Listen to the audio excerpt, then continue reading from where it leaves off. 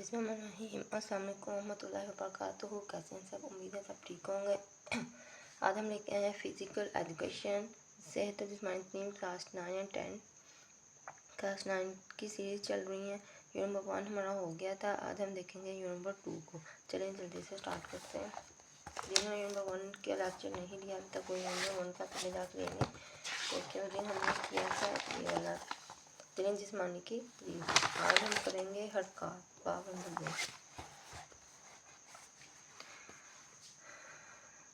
देखें हरकत में क्या होता है। हरकत ज़िंदगी और ज़िंदगी हरकत है। हरकत एक ज़िंदगी है और ज़िंदगी क्या है, वो एक हरकत है और इसका ताल्लुक़ इंसानी नशोनुमा से भी है। इंसान हरकत ही की वजह से माशी और जिस्मानी अशमा में तवाज़ुन कायम रहता है। तवाज़ुन कहते हैं बराबरी को। कि इंसान हरकत करता है तब भी वो माशरती और अपने जिस्म की जो नशोनुमा है, नशोनुमा कहते हैं बढ़ना। जिस्म के बढ़ने में जो चीज़ें आती हैं वो सारा हर एक चीज़ में वो तवाज़ुन रखेगा तो ही काम चल सकता है उसका। इंसान की हरकत का सारा दारोमदार अज़लात के फैलने। अज़लात क्या होते हैं? ये जो हमारे जिस्म के हिस्से हैं उनको अज़लात भी बोला जाता है। के फैलने और सिकुड़ने पर है। अगर जिस्म के अज़ा अपनी कुदरती हालत को तब्दील करें तो ये हरकत है। अच्छा, अगर जिस्म का कोई भी हिस्सा जो कि वो कुदरती तौर पर जिस हाल में मौजूद है उस हाल में नहीं रहता, वो उसको चेंज कर लेता है, तो वो क्या है, हरकत कहलाता है। मसलन बाजू, टांगे आगे पीछे और दाएं बाएं ले जाना। आगे हैं अज़लात में फैलाव और सिकुड़ाव पैदा होना। ठंडी या गर्म चीज़ का जिस्म को छू जाना और फिर इस पर जिस्म का रद्द-ए-अमल हरकत ही है। जैसे हम किसी गर्म चीज़ को अचानक छू लें तो क्या होता है, हमें चीज़ निकल जाती है और जिस्म पर निशान पड़ जाता है, वो क्या होगी, एक हरकत होगी। माहिरीन की राय के मुताबिक हरकत की 2 अक़साम होती हैं, अरादी हरकत और गैर अरादी हरकत। अच्छा, यहाँ भी क्वेश्चन आ सकता है हरकत की अक़साम बयान करें। अगर शॉर्ट में आएगा कि इनके नाम लिखें तो आपने सिर्फ नेम लिखने हैं, अरादी हरकत और गैर अरादी हरकत, ठीक है। और अगर इनकी डेफिनेशन पूछेंगे या फ़र्क पूछ सकते हैं, डिफरेंस पूछ सकते हैं, तो अब इसमें आपने इनकी डेफिनेशंस भी बतानी है। जैसे लिखते हैं अरादी हरकत क्या होती हैं। ये ऐसे हरकत हैं जो हमारे अरादी अज़लात के ताबिया हैं, यानी हुक्म या पैगाम की बदौलत हरकत रोनमा होती हैं। मसलन चलना, दौड़ना, उठना, बैठना, कूदना वगैरह। अच्छा, अब इसको अगर हम ईजी वर्ड्स में कर लें कि ऐसी हरकत जो हम अपने जिसका हम इरादा कर लेते हैं, जो हमारे इरादे करने के बाद होती हैं, इसको इस तरह लिख सकते हैं। ये उन्होंने बहुत डिफ़िकल्ट लैंग्वेज यहाँ यूज़ की है। यहाँ कर लें, ये ऐसी हरकत है जो हम जिनका हम पहले इरादा कर लें फिर वो हरकत करें तो वो इरादी हरकत कहती हैं। जिनका हमने पहले से इरादा किया हुआ होता है, ऐसी हरकत जो इरादा करने के बाद हों इरादी हरकत कहलाती हैं। जैसे किसी को चलना, फिरना, दौड़ना वगैरह, ठीक है।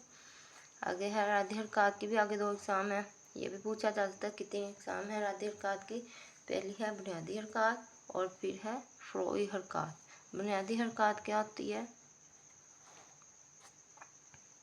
ये हरकत हमारे जिस्म का हिस्सा हैं जो हमें पैदाइश के साथ ही विरासत में मिलती हैं। विरासत में मिलना मतलब नस्ल मिलना। जब हम पैदा होते हैं तो हमारे बाप दादा से ही हमारे अंदर पहले से ही आ जाती हैं, वो हमें सीखने की ज़रूरत नहीं पड़ती। इन हरकत को सीखना नहीं पड़ता बल्कि हमारी फितर में शामिल है। फितर कहते हैं अल्लाह ताला की तरफ से हमारे अंदर पहले से ही मौजूद होती है। मतलब हिलना, जुलना, मोड़ना, इज़ा को खोलना, झुकाना और गिरना वगैरह। बुनियादी हरकत की चंद अक़साम की दर्ज दैल हैं। यहाँ से भी आपने ये बुनियादी हरकत ये वाला टॉपिक फुल करना है। यहाँ तक ये बुनियादी हरकत से क्या मुराद है, ये आ सकता है क्वेश्चन, इम्पोर्टेंट भी है। आगे है बुनियादी हरकत की चंद अक़साम, फैलाना, झुकाना, मरोड़ना और फैलाना। बुनियादी हरकत की अक़साम भी वो पूछ सकते हैं, उसमें आप ये नेम लिखेंगे।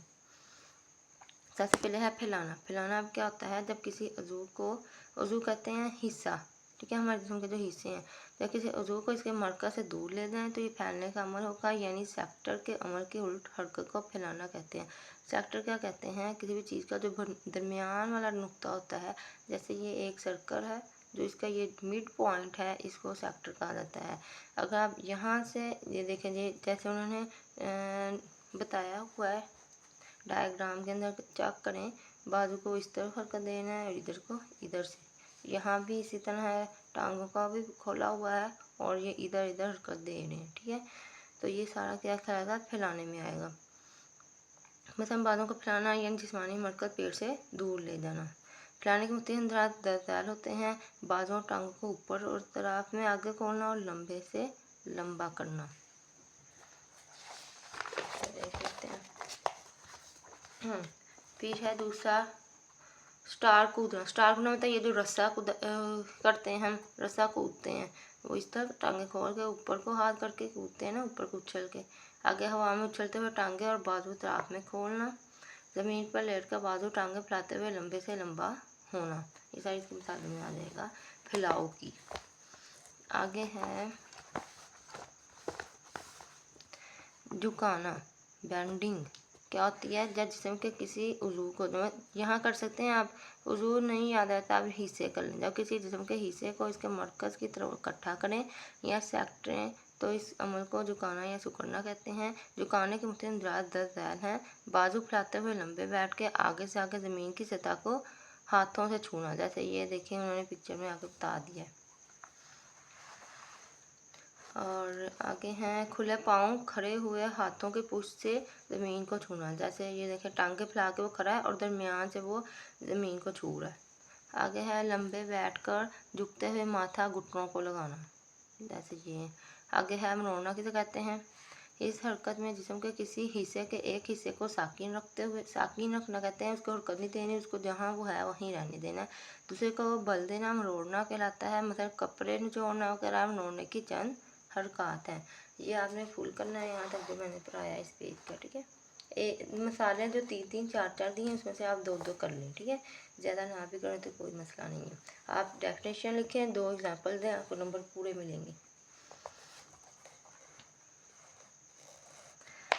देखें सीधे खड़े हुए टांगों को साकिन रखते हुए जिस्म के ऊपरी हिस्से को दाएं बाएं मरोड़ना। देखो उन्होंने टांगे जो हैं वो साकिन रखी हैं, बस ऊपर वाला जिस्म वो इधर कर रहा है और ये इधर कर रहा है। ऊपर वाले जिस्म को हरकत दे रहे हैं और इन जो टांगे हैं वो साकिन हैं, यानी वो हरकत नहीं कर रही, वो वहीं की वहीं हैं जहाँ थी।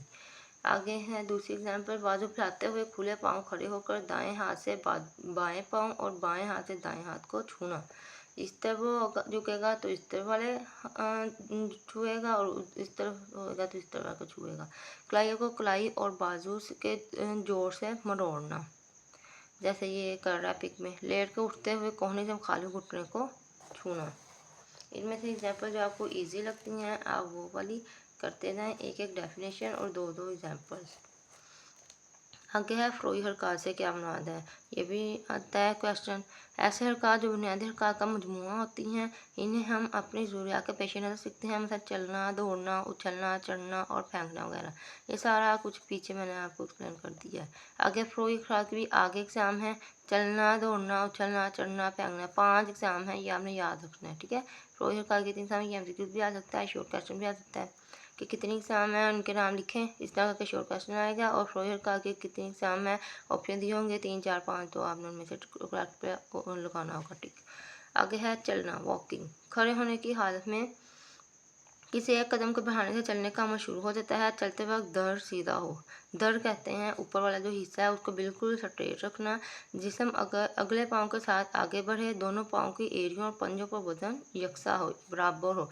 मतलब एड़ियों पर भी उतना ही वजन हो और पंजों पर, पंजे कहते हैं आगे वाला जो हिस्सा होता है एड़ियों से, मतलब पूरा पाँव सीधा रखना है आपने, ऊंचा नीचा ना हो। पेट अंदर की तरफ, छाती तनी हुई और सर उठा हुआ हो। मतलब आप बिल्कुल स्ट्रेट हों। जिसमें हल्का सा तनाव, तनाव कहते हैं झुकाव को, ठीक है। कामत, कामत कहते हैं सीधे को। चाल ढाल में जब्त पैदा करता है। जब्त कहते हैं मतलब अगर आप हल्का सा भी झुक जाओगे तो वो चीज़ नहीं रहेगी जो स्ट्रेट में होती है। चलते हैं कि तुरान मकद शक्ल की हालत बदलती रहती है। इसी तरह बाजू के आगे की हरकत में भी तब्दीली आती है। अगर बाजू आगे की तरफ जाता है तो मुखालिफ टांग पीछे की तरफ आती है। अगर आप देखें, आपने कभी गौर किया होगा जब आप बहुत ज़्यादा तेज़ चलते हैं तो आपकी हरकत में तेज़ी आ जाती है और आपको ऐसा लगता है जैसे आपका सफ़र ख़त्म ही नहीं हो रहा और लंबा लग रहा होता है। ये वही चीज़ है। और इस पूरे अमल के दौरान सर, छाती, टांगों और बाजों की हरकत एक तसलसल के साथ होती हैं, जिसकी वजह से चाल पुरवकार नजर आती है। पुरवकार मतलब बिल्कुल सही नज़र आती है। तसलसल कहते हैं एक के बाद एक, ठीक है। चलने के बाद अंदाज एड़ियों पर चलना, पंजों पर चलना, पाँव की बैरूनी सतह पर चलना।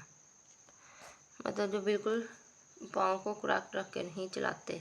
आगे है ये चलने वाला भी आपने करना है। मतलब ये पूछ सकते हैं प्रयोग का कि क्या अक़साम हैं, उनको डिटेल से लिखें। ये लॉन्ग क्वेश्चन अगर आ जाता है तो आपने, ये ज़रूरी नहीं है ये फुल टॉपिक करना है, इसको आप पढ़ें 3 से 4 मरतबा, इसको अपनी वर्डिंग में लिखें। तो ये 3 से 4 लाइनें भी अगर आपकी बन जाएँ तो ठीक है, अपनी वर्डिंग में लिखा करें और जो मुश्किल वर्ड होते हैं उनको आसान किया करें, ताकि कम से कम मिस्टेक हों और आपके मार्क्स ज़्यादा से ज़्यादा आएँ। आगे है दौड़ना। चलने की निस्बत तेज़ हरकत को दौड़ना कहते हैं। वह चलना तो हम आराम आराम से जो चलते हैं उसको चलना कहते हैं, और थोड़ा तेज़ जो चलते हैं उसको दौड़ना कहते हैं। दौड़ की इब्तिदा में एक झटके से कुव्वत देने की कोशिश की जाती है। कुव्वत मतलब ताकत देने की। फिर बार बार टांगें सिकुड़ती और फैलती हैं जो कदम आगे जाता है। इसका मुखालिफ बाजू कुदरती तौर पर आगे निकलता है। टांगों की हरकत कोले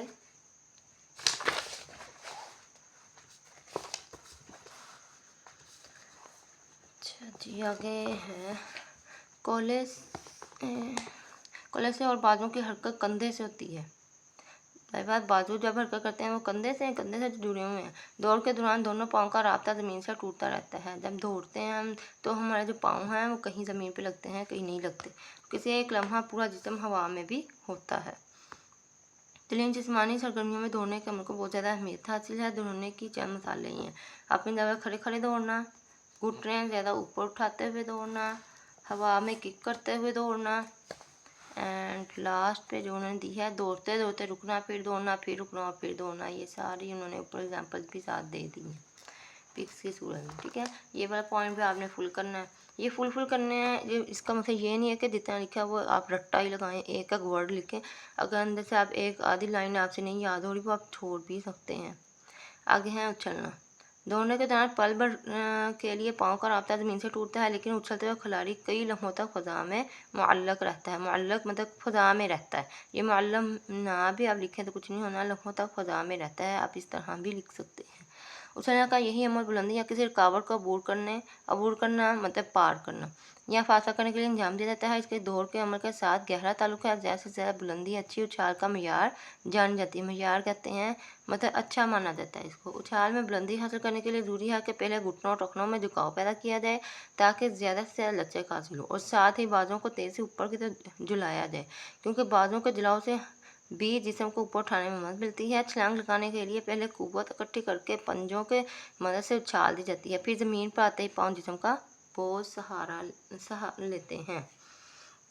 तो इसमें बस कोई रोकशाई नहीं है। जब आप ऊपर की तरफ उछलते हैं तो क्या है, वो फ़ज़ा में आप थोड़ी देर रहते हैं और फिर बाद में आप नीचे आ जाते हैं। तो जब नीचे आते हैं तो जो ज़मीन है वो आपका वज़न बर्दाश्त कर लेती है। ये भी उछलने वाला टॉपिक भी आगे न करना है।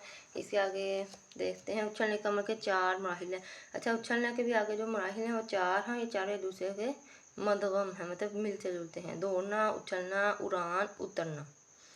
और ये यहाँ पे आता है उछलने के कितने मराहिल और कौन कौन से हैं, ये क्वेश्चन यहाँ पे पूछा जाता है। ठीक है, तो ये आप याद रखिएगा। उछलने के चंद अंदाज ये हैं: पंजों पर आगे पीछे दाएं बाएं उछलना, उछलते हुए टांगे और बाजू तरफ को खोलना, उछलते हुए घुटनों को छाती से लगाना।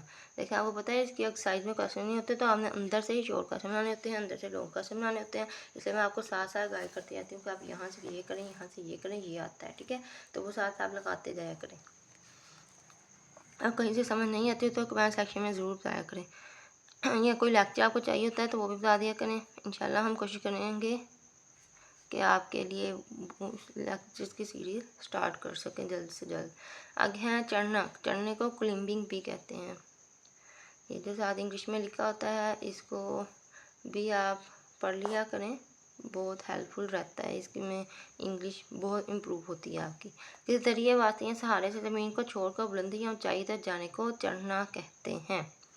दरअसल चढ़ने के अमल के दौरान हम वजन को एक जगह दूसरी जगह मुंतकिल करते हैं। चढ़ने के दौरान सिकुड़ने, फैलने, धकेलने, खींचने, पकड़ने जैसे अमल भी करने पड़ते हैं, और बाद का पाँव का इस्तेमाल भी करते हैं, क्योंकि इनके बगैर चढ़ने का अमल मुकम्मल नहीं होता। मिसाल के तौर पर घर में आम सीढ़ी पर चढ़ते वक्त टांगे और पेट के अजलात होते हैं हिस्से, जहाँ जहाँ अजलात आ रहा है वहाँ आप हिस्से कर लें। ठीक है, हिस्से आपको याद रखने में आसानी होगी और अजलात आपको भूल ही जाना है। और बांस की सीढ़ी पर चढ़ते हुए हाथ और बाजू भी मदद देते हैं।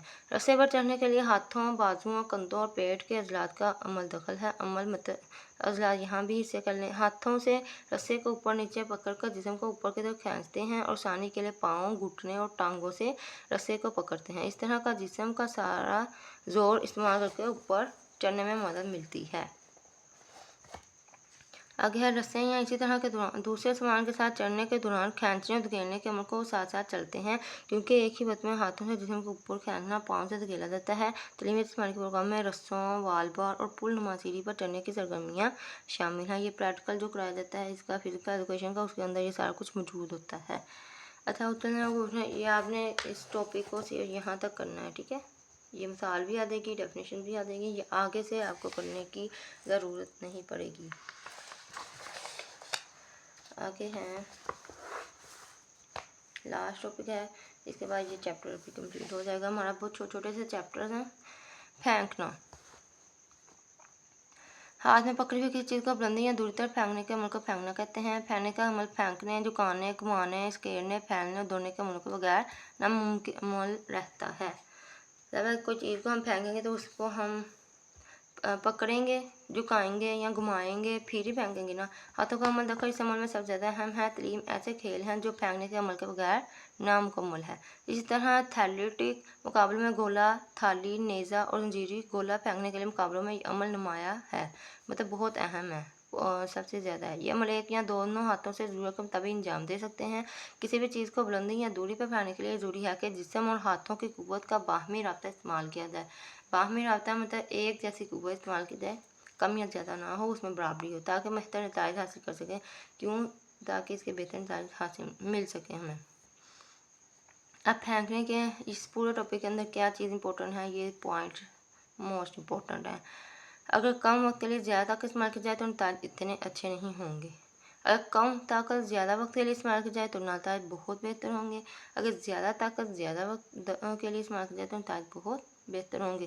फेंकने के अमल के दौरान उन्होंने कहा कि ये इसका बयान करें, बेहतर नतीजे कैसे हासिल कर सकते हैं, ये क्वेश्चन आ सकता है। तो इसका ये 3 लाइन आएंगी, 3 जो पॉइंट्स बने हुए हैं, ठीक है, इनको आपने मस्ट कर लेना है।